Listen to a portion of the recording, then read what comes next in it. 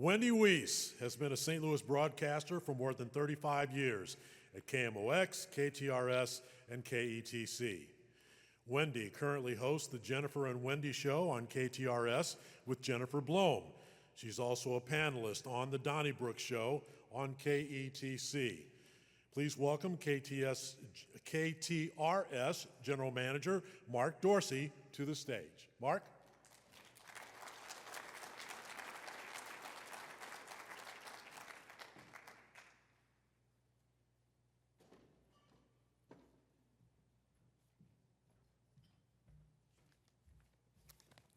Thank you, Art, and good evening, everyone. I'm sitting over here at table 14, so I want to get something off my chest before I start my introduction. I watched Bob Ramsey come up here, and Bob's a professional speaker. I don't know if Art mentioned or not, he's the voice of St. Louis University Billikens. Bob, stand up again, it's worth it.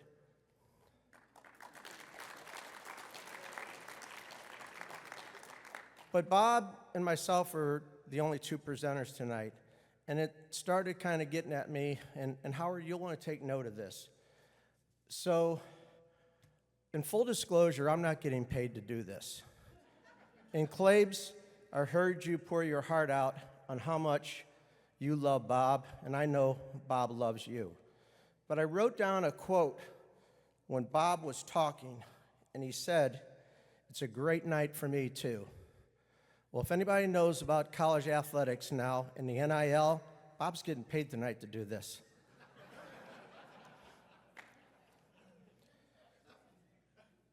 It's an honor to be here tonight to introduce our next inductee, Wendy Wiese. First, I want to congratulate all the other inductees and their families on outstanding careers and accomplishments. I want to start out tonight, and I want to ask a question. What is class? Or how would you define class? Someone might say she's a stylish and she's a classy lady. Or someone else might say he's a great-ass athlete and classy on and off the field. But the one that describes it best, and I don't think that's a good description of class, the one that I like the most that I heard someone say is, I don't know what class is, but when I see it, I'll know it. I've been in this business for 45 years, and I've been blessed to have people cross my path who have showed me what class is. For example, if a Bill Wilkerson or a Jack Buck or a Jay Randolph Sr. walk into the room, you know instantly what class is. There's a style, there's just a presence about them, and you know it. Well, the next person, Wendy, when she gets up here, you will see tonight what class is by looking at her and listening to her. Wendy embodies class behind the mic with her ability and proficiency with the English language, her sincere kindness to listeners, her vast knowledge of most subjects, her understanding of her trade, and her tenderness and compassion for all walks of life. And away from the mic, she's a friend you want in your corner. She's a great coworker. Ask Chris, she's a beautiful wife. Her children, she's a giving and caring mother and a gushing and loving grandma. She exemplifies grace and helps you restore and put your faith back in humanity. And she reeks with class to the highest degree. We in St. Louis, and especially at KTRS, know what a treasure and legend Wendy is, and her family know what a gift and blessing she is. I'm going to back up and let the film speak for itself about Wendy. How did you know you wanted to get into radio? My first job out of college at Fontbonne was in Montgomery City. There were 1,100 people there, Right. probably 12,000 farm animals, KVCM in Montgomery City. And what are you doing? I was the news director, but I was actually the news department. But the news consisted of, I swear I'm not kidding, Mr. and Mrs. Turtlebaum lost their mailbox last night. If you have any information on who knocked down Mr. and Mrs. Turtlebaum's mailbox, please call the Montgomery City Police Department. Those were the breaking stories. It was, I came home after about, I think it was like 4 or 5 months, and I just couldn't make it financially. I then went to Joplin, working for Bill Neal, who I said was a lot like Mr. Highland with a Southern accent. It was an amazing experience, and I was there for 7 months.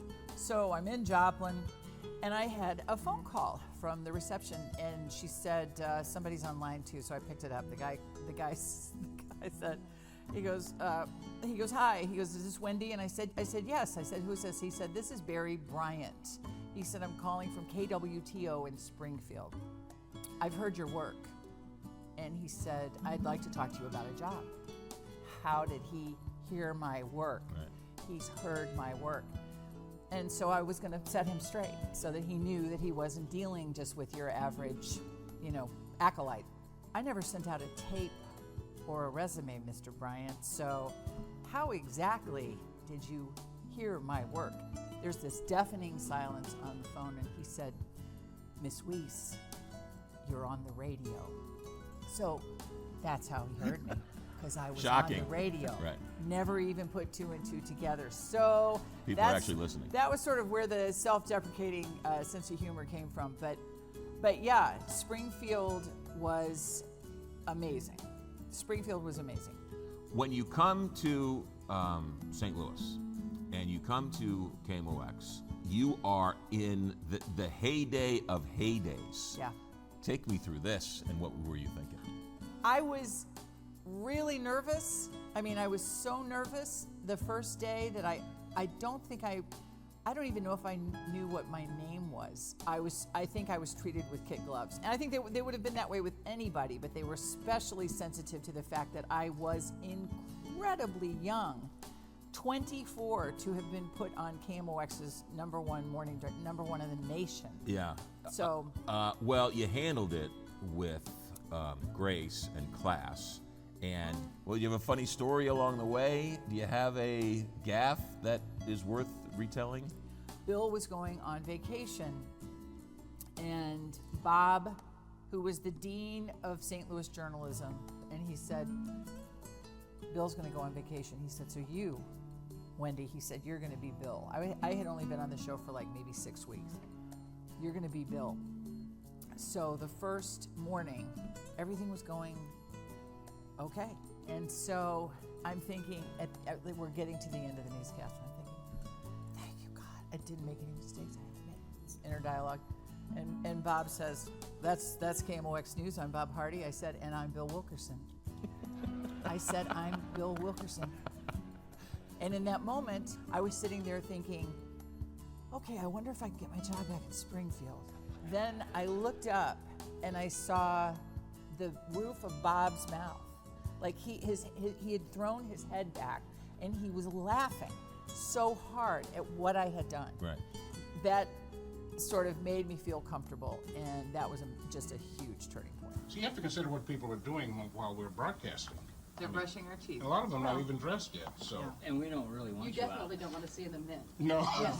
With you, we've gone through Dating. the dating, the marriage, Kate and Maggie. And getting her a date was so hard. It was. It took the first 3 years of our show to get that. Yes. I went a date with Wendy and nobody entered the contest. Right. Get me to KTRS. It was April 15th, 1996, and it was one for all and all for one. It really was.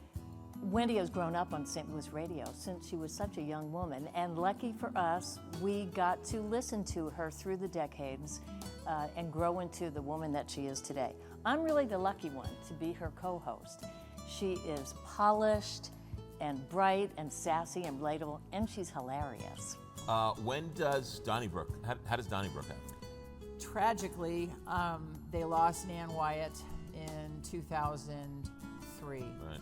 And that was when Martin called and wanted to get me into the mix. He said, are you able to come in and sit in with us just to see how you get along with the guys? Hi, my name is Bill McClellan. I'm a print journalist, and I work with Wendy on Donnybrook. and she wrote a little script for me, and I've lost it. I remember some of it was how popular she was when she was on KMOX, and everybody was in love with her with all the banter. But like I say, I've lost that. When we started on Donnybrook, it was all print journalists, but you know, standards got slipped, and pretty soon we had broadcast journalists, and Wendy was on board, and I'm proud to know her. And Wendy, I'm sorry I lost speech. Do I still get paid? She's really star material, and nobody lasts anywhere for 4 decades unless their reputation is sterling. And that's really Wendy Wiese. Hey Wendy, congratulations on being inducted to the Missouri Broadcasters Association Hall of Fame. I can't think of anybody more deserving.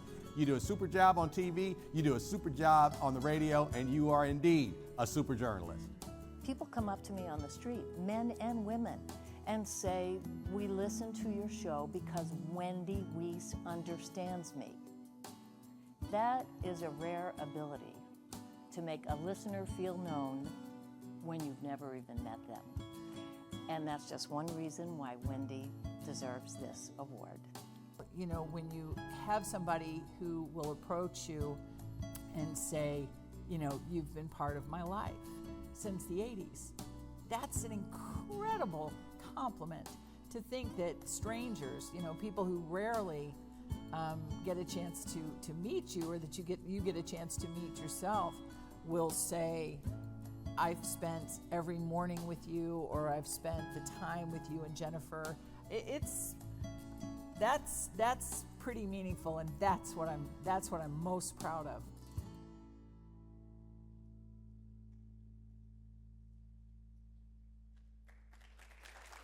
Wendy Wiese, please join us on stage.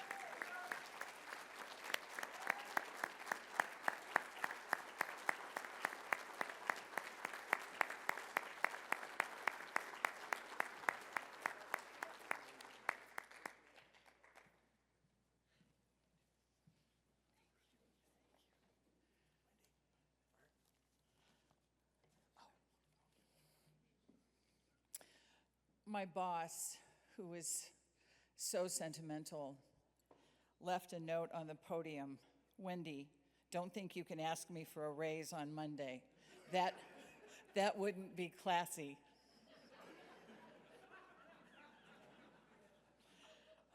Good evening, everyone. It's just overwhelming to be here tonight and to realize, listening to all of you, to have the benefit of being the last one, that there really is only one story, and how utterly honored I am to share it with you all. I have prepared some remarks. The first hour will focus on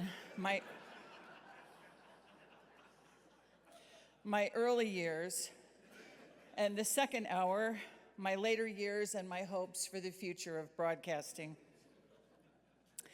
I am obviously going to try to be brief, which is not the norm for me. I am very uncomfortable being the only thing standing between a room full of broadcasters and an open bar. Congratulations to all of tonight's inductees, Brian, Mike, Steve, Bob, and Ann. I'm so honored and thrilled to be considered worthy of this group, and utterly awestruck to join the list of those already inducted into the Missouri Broadcasters Association Hall of Fame. My mother-in-law, Barbara Carter, is here from Springfield, and she gave me 2 pieces of advice tonight, 2 things to remember. She said, 1, she said, stand up straight. And then she said, 2, I want my picture taken with Steve Grant.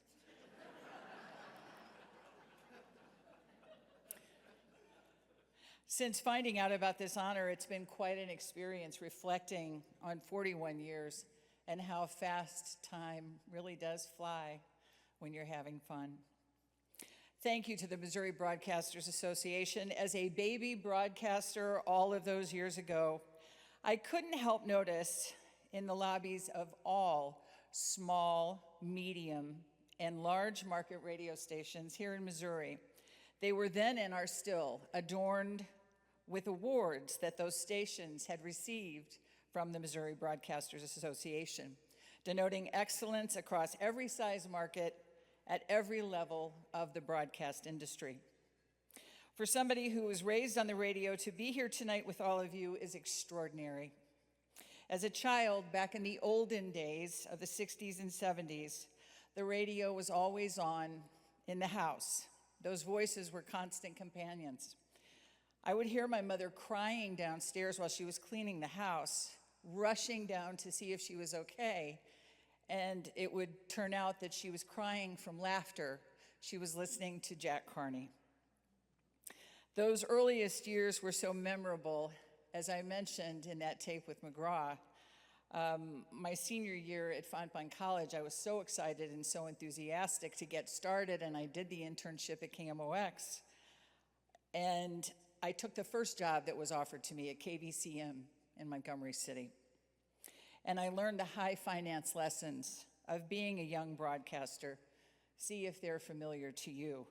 I was making $115 every 2 weeks.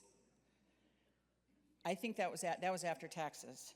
And I was renting a house, an entire house, for $100. A house. It had a wood-burning stove and a partially functioning hot water heater. After that financial restructuring that I mentioned with my parents, and my father said, "What are you doing?" He said, "What are you doing?" He said, "You're below the poverty level." He said, you're going in the wrong direction. I said, "Well, Ann Keefe at KMOX, a legend, told me while I was an intern that I had to pay my dues." And he said, "Well, that's terrific." He said, "But Ann Keefe is going to have to pay your bills." Then, a few months after that, and after that financial regrouping, I moved to KSYN KQIX in Joplin, Missouri. I was 5 hours from St. Louis, working for Bill Neal, making $300 a week. I was rich, very rich. 7 months later, I was at the Heritage Combo AM and FM, KWTO and Rock 99 as a reporter. I loved it there in Springfield, Queen City of the Ozarks. And as much as I missed my hometown, I really felt like I was home and that I was going to spend the rest of my life in Springfield. But then this is such an unusual story. I started getting calls from programmers around the country, places like San Francisco, asking me if I was interested in auditioning and interviewing for a job. I was convinced that I was the victim of some practical jokers, some friends that I worked with, and I never followed up. But it seems a competitor and former programmer at Rock 99 had a $10,000 bonus riding on bringing our ratings down, and he thought at the time it would be easier to get rid of a woman who could read news than a disc jockey. So he taped me off the air in his living room and sent the tapes around the country, and when I never responded to any of the other ones, he sent the tape to my hometown. So 7 months after arriving in Springfield and wanting nothing more than to stay in Springfield, I was summoned by Mr. Hyland at KMOX. And in June of 1986, he put me on Total Information AM with Bob Hardy and Bill Wilkerson. Mr. Hyland was convinced the generational mix and the addition of a really young woman with a ponytail would work with the listeners, and it did.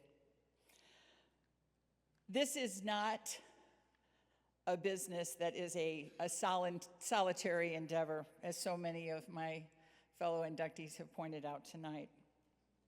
In the many years that have followed that lightning fast and pretty unusual beginning, I have had the great good fortune of being at my forever radio home, KTRS, and in the 20 years of Thursdays as a panelist on 9 PBS's Donnybrook. For my on-air partners who made every day so much fun, even in the thick of it, the laughter and the camaraderie and the closeness of a broadcast studio, in my opinion, is impossible to beat. I thank and miss every day Hall of Famers Bob Hardy and Bill Wilkerson, and I'm so grateful to have our dear family member Margie Wilkerson with us tonight, and Bill and Margie's son Jermaine. Thank you so much for being here.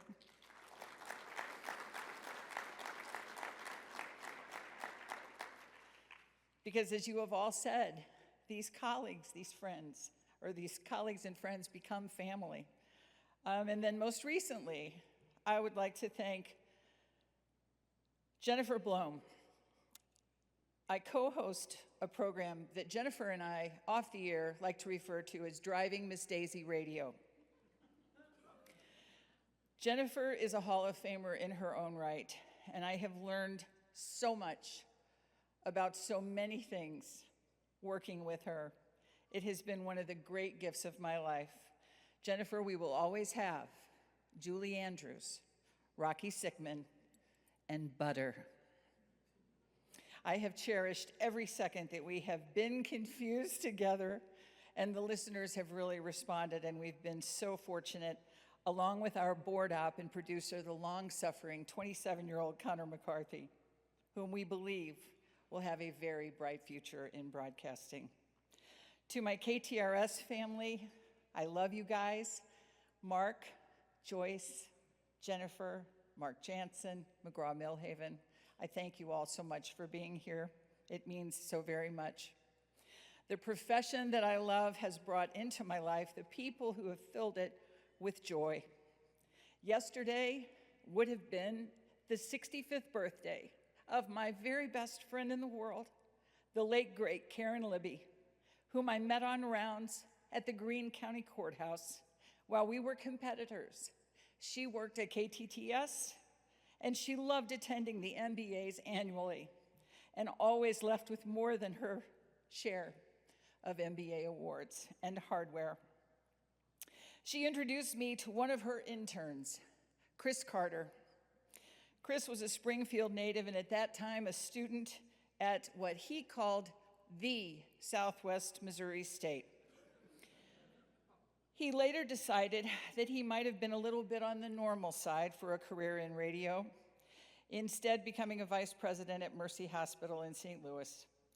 35 years ago, according to Bill Wilkerson, who along with Bob Hardy served at ushers at our wedding, Chris Carter, quote, took one for the team of all mankind by marrying me. He's kept me laughing ever since. There is no me without you.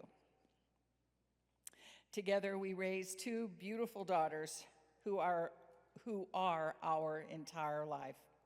Kate is a nursing student, and Maggie Admire works in communication and marketing at Enterprise when she's not also raising three of the most beautiful babies that have ever been born with her husband, Jake.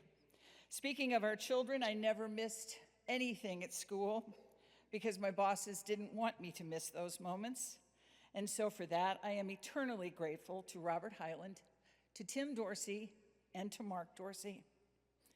As career broadcasters, we hope to engage and inform and entertain our listeners and our viewers. While it might not be nuclear fission, all of us in this room are companions to people who are alone or scared or happy or working through the day-to-day worries of life. People who invite us into their lives every day, who approach us to tell us what a difference we've made one way or another to them. Tonight is the pinnacle, there is no doubt. This is a gift that I have thanked God for every day for the last 41 years, and I thank God for all of you and for your continuing work and for a night I know my family will never forget. And I know that my mom and dad are here with me tonight. My mom especially. If you ever sat next to her on a commercial airline flight, it wouldn't matter if she was flying from Singapore to Timbuktu. She would, without a doubt, say to anyone sitting next to her, "Have you heard my daughter? She's on the radio." So I thank you all again and I will begin the second half of my remarks in just a moment. Thank you.